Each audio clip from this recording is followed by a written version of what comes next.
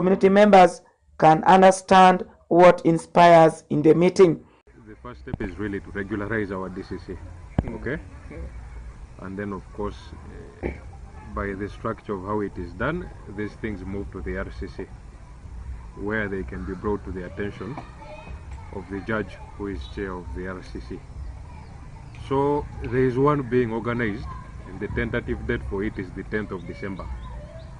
And since we have had our meeting, which is a blessing, I am certain our chairperson is going to bring it to the attention. Okay? We've had, I work with juveniles, so for us we are blessed to have had two sessions in which juveniles have been considered. But it would be a good thing if stakeholders here sat down and then try to advocate for it also one-on-one. Okay? His Worship Cyrus Mawano Senoga, Nebi Chief Magistrate, said as Judicial Service Commission, they hold such meetings with community members to discuss plans, progress, and concerns. The administration of justice within Nebi district. We all affected by the same. Justice comes in all forms, not only at courts, because I know at your respective capacities, you administer justice one way or another. Do we have anyone from the LC 123? No. Do we have someone from care rule? I know you get involved. You should feel free to take any seat. They do a lot of justice administration. The churches, they do a lot of that counseling, encouragement. The police, the prisons, when these people go to court, they preach to them. By the way, they teach them manners. Even other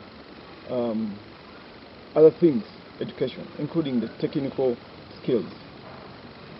FIDA does a lot of that. Counseling, representation in courts, Action Aid, Uganda Law Society, all of us are involved. Critical decisions on smooth coordination of court and the community were made to improve lives and shape the narrative of the people of Nebi District. Alfred Jawok, West Nile TV, Nilecast. And more in our stories. During the mobilization marathon held in front of Mwetu Catholic Parish, Moyo District, the women have been urged to embrace physical exercise so as to remain healthy as they struggle to provide for their families. Okumu Dominic reports. Representatives from various departments on Wednesday, 13th November 2024, assembled at Nebi. The Women Mobilization Marathon attracted over 2,000 women across Metu sub-county who arrived at the venue as early as 7 a.m. and took part in the physical exercise before competing in the marathon so as to live healthy lifestyle. Honorable Dr. Joyce Moriku Kaduchu, the State Minister for Primary Education who doubles as the Woman Member of Parliament Moyo, lauded the government for empowering women through the different government programs and urged the women to always consider taking part in physical exercise so as to remain healthy as advised by the Ministry of Health. The government of Uganda, NRM government, love the women. It's the only government that puts women, empowers women and ensure women are empowered. And because of that, we have programs for women, programs like Yoga PDM that have been put in place to empower the women to be strong. So the message is that women, we are here to keep physically fit, but remember, when we get back, we should utilize the PDM, we should utilize the money that government put in place. Lastly, as we grow, as women, we do a lot of work. Another reason why we brought this mobilization marathon is for us to send a message that we need to be active, physically fit. We do not need to be every time in one place. The Ministry of the Health tells people we need exercise, we need to run, we need to jog. When you run, when you jog, you don't have high blood pressure, you reduce issues of bone diseases. So physical activities like marathon, like running, it helps to keep all of us physically fit. So we are doing this today, but we want our women to get time and do physical activities at home. Mr. Gore Goffin, the resident district commissioner Moyo, who took the women through the physical exercise before the marathon, lauded the minister for organizing the marathon and urged the public to take up the wealth creation program serious so as to eradicate poverty in their homes. The activities of government, PDM, today physical fitness. I was very impressed to see over 2,500 women wake up very early in the morning to do exercise. This is a great opportunity to show the world that our people are willing to be healthy, they are willing to be fit, they are willing to embrace government programs, and also to have them feel appreciated. So I want to thank the Honourable Minister for that great organization. I also want to ask the people that they should take the programs of household income. That's the only thing we are left with. Our children are being immunized, they are healthy, they are not dying. Our children are going to school, they are studying. The only problem now we have is itakodroka money at home. As the president has said, we now must do production with the calculations. That's the only challenge. So today, I want to ask all the women who came here, I've directed them to go and involve themselves in PDM, so that when we are healthy, we now need money in the pocket. Asianjo Agnes, a participant in the marathon, said the marathon made it possible for the women to exercise and interact with their leaders, which is a rare opportunity to get. Today's program has been very wonderful. At least every woman get an advantage of exercising the muscles and the bones, and above all, they learned a lesson how to at least get information from our leaders, and they get a very good advantage of electing a very good leader who is flexible and who has a very good memory of remembering his community in the Moyo district. Honorable Dr. Joyce Moriko Kaduchu, the State Minister for Primary Education, who doubles as the Woman Member of Parliament Moyo, launched a mobilization marathon for women across Moyo District aimed at engaging the women on the numerous government wealth creation programs and keeping them fit through exercise so as to transform their lives and eradicate poverty at household level. Dominic Anthony Okumu, West Nile TV, Nile Cast. And more in our stories, different stakeholders such as the local government leaders, civil society organizations, and Uganda Revenue Authority, among others, under the umbrella of Sitini, were sensitized on strategies to handle the local tax-related issues. Take a look. Different stakeholders continue to have sensitization on how best they can handle issues concerning tax payment under local government in the country. On 13th of November 2024 in Nairobi City, West Nile region, different stakeholders such as local government leaders, civil society organizations, Uganda Revenue Authority officials, among others, under the umbrella of Siatini, we are sensitized on the strategies to handle local tax-related issues. Ima Polonius, the commercial officer for Teregu district, says, in most cases it's hard for local taxpayers to understand the value of paying tax, therefore urges Uganda Revenue Authority to continue reaching on ground. Musees in the village do not understand why they should pay the rental income tax. You are not there in the villages. We contribute because we see value in the money that we are contributing, what it is going to do for us. A common village man does not understand why he should pay the tax. What efforts have you done as you are not seen in my village? What have you done to explain to a common man that if you pay this tax, it will do this? Secondly, there is a marriage, there is a tax on marriages, these weddings and so on. I want to understand the rates. I don't know if it is a local government issue or it is a revenue that collects the revenue. How much are we involving the priests, the church leaders in the revenue collection effort? Companies are collapsing. I cite the example of construction companies. A company registered this year, 2-3 years down the road, you come up with a figure which even that person has not seen. And you see the companies collapsing. And these would be the companies that, if assessed fairly, would continue paying the small tax. Muzaidi Kemis, Mayor Aruesendu Division encourages transparency and teamwork among technical team members in order to register success. For us here, now the whole of Uganda, Aruesendu market is the only performing market. Ginger market sits in 4 acres, but in a month they raise 24 million. Because we got this experience. They were even wondering how we're in position to raise up to 80 million. That came as a transparency of my technical team. And now today, we're in position to collect around 900 to 1 billion from the main market. So I want to kindly urge for transparency. Teamwork. The CFO, you not do it alone. Cow, you not do it alone. If honorable councillors are here, you are not going to do it alone. If you do it alone, you'll burn there. You'll burn your fingers.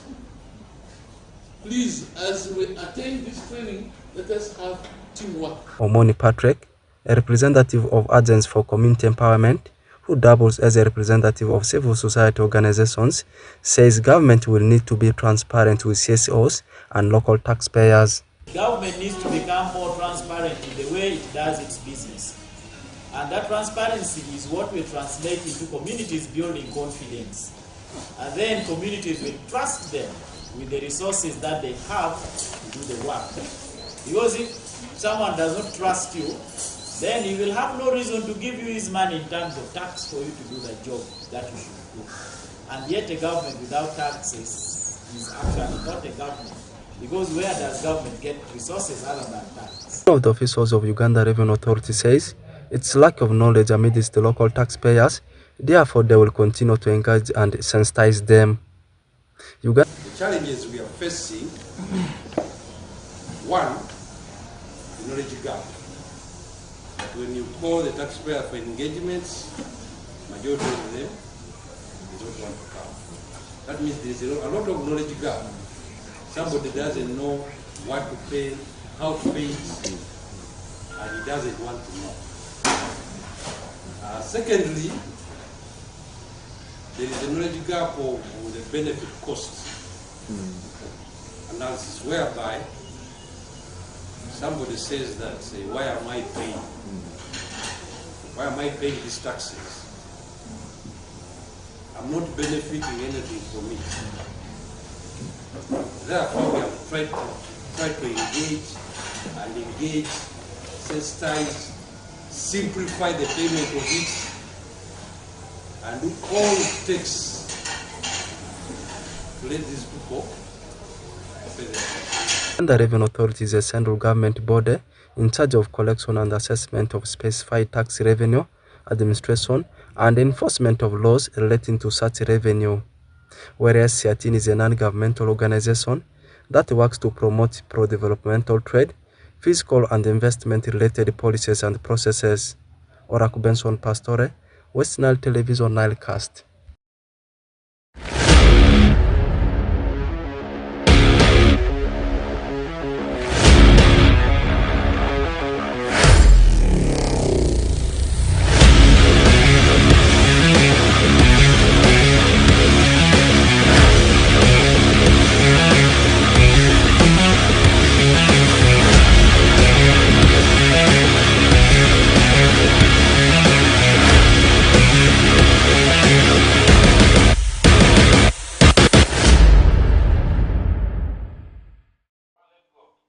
I know right now the fans of Uganda Cranes, they might be counting it down. When Uganda Cranes, of course, will be tussling it out with the Bafanas.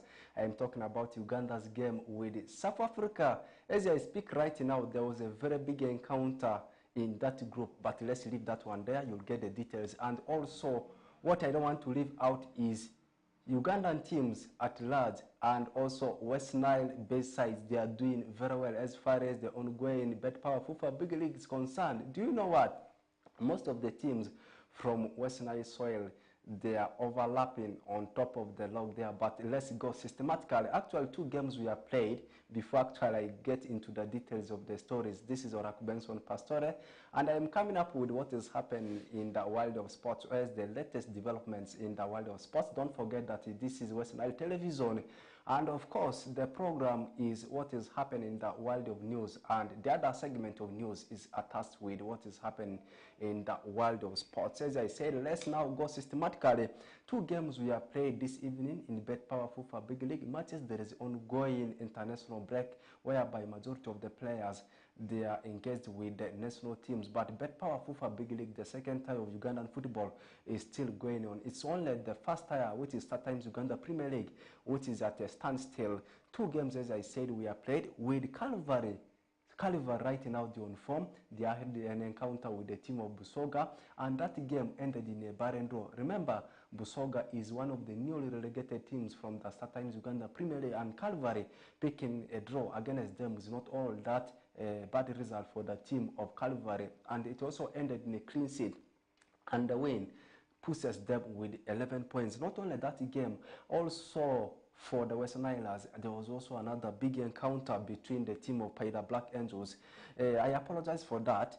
Actual Calvary played the second place team, that's Boma, not Busoga. Busoga actually had an engagement with the team of Paida Black Angels here in Zombo at Barokoro Stadium, and in the process, Paida Black Angels managed to beat Busoga by 1-0. Paida Black Angels, a newly recruited side in Bet Power FIFA Big League. Meanwhile, Busoga, a newly relegated side from StarTimes Uganda Premier League, and a newly promoted side picking a win against a newly relegated side from the top tier is not an easy thing. Congratulations to the team of Paida Black Angels. Where they are right now, I'll be able to give you, as I had said, for the team of Calvary, they played against Boma, and Boma is the second place team. That's why I'm saying the team Midgo Calvary, they are on form, and picking a draw against a team which is second on the table is not an easy thing, and also a clean sheet. That is the latest update I can give you as far as the latest developments in Bet Power FIFA Big League for Western Island-based clubs are concerned. And this one takes us to the table standing right now after the game. Do you know what? Interestingly, most of the teams in Western region, they are overlapping on the log. They are on top is now Boma after picking the draw. They are having 14 points. Second on the log is Blacks Power. They are having 13 points.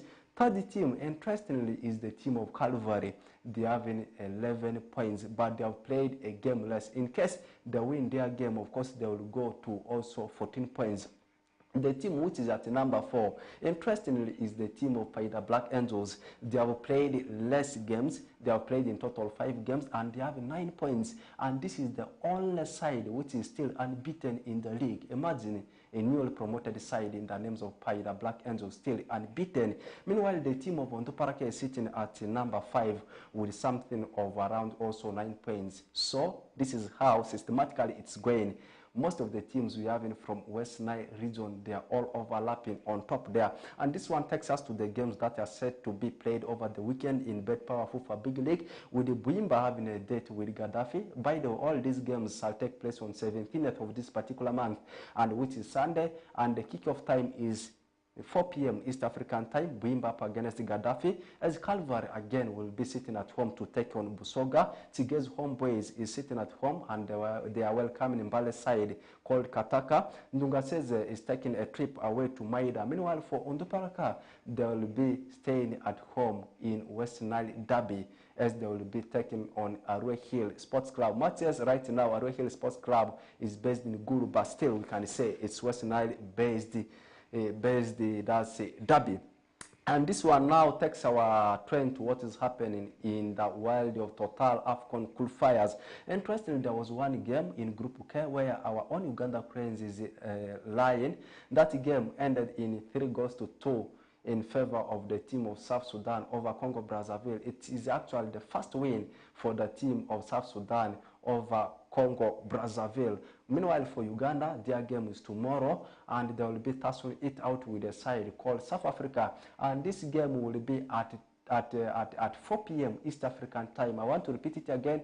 4 p.m. East African time is when Uganda Cranes will be tussling it out with South Africa, and they just need a draw in that particular encounter. We are not only discussing the group where Uganda is in, but other games we are also played, and as I talk right now, some games are still going on, and other games shall be played afterwards with Tunisia right now leading Madagascar by a goal to nil. Meanwhile, for Lesotho, they went on to beat the side Central African Republic. The game has already ended, also by a goal to nil. Half time already.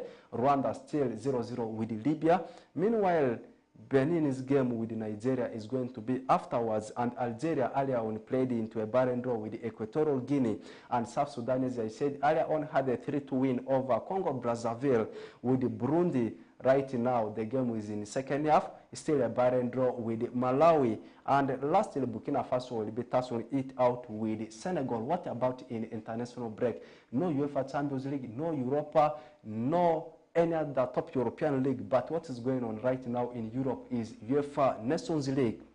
In group 2, the biggest encounter is actually between Italy and Belgium, as France will be tussling it out with Israel. Meanwhile, Greece is taking on the team of England. I remember in the first encounter, England lost into the hands of Greece, and this game was played at Wembley. And the last game in Group 2 is actually a date between Finland and the Republic of Ireland, whereby Finland is actually the away country to Republic of Ireland. Then in Group 3, Kazakhstan earlier on played with Austria, and Austria beat Kazakhstan in that encounter by 2-0. And Slovenia, in fact, the game is still going on, and Austria has already scored 2 goals over the country of Kazakhstan. And later on, Slovenia is having a date with Norway. Meanwhile, as I speak right now, Faroe Island, they are already at the home soil of Armenia. That means they are playing Armenia, and this game will be afterwards. And the last game is actually between North Macedonia and Latvia. This one brings us to the end of today's edition of NILE Sports News. It has been me, Benson Pastore, and I want to promise you each and every day I'll be in position to update you with the latest developments in the world of sports. Have the best of your moments. We'll link up again tomorrow and at the same time.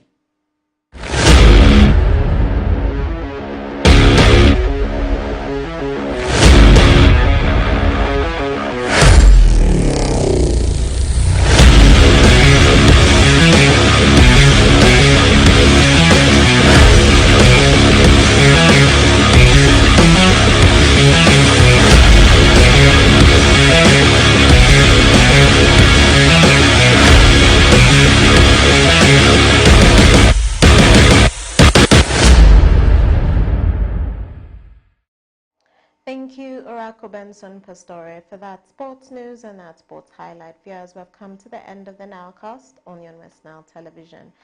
Please stay tuned to the rest of the subsequent programs that will follow. My name remains Okumuringa Christine.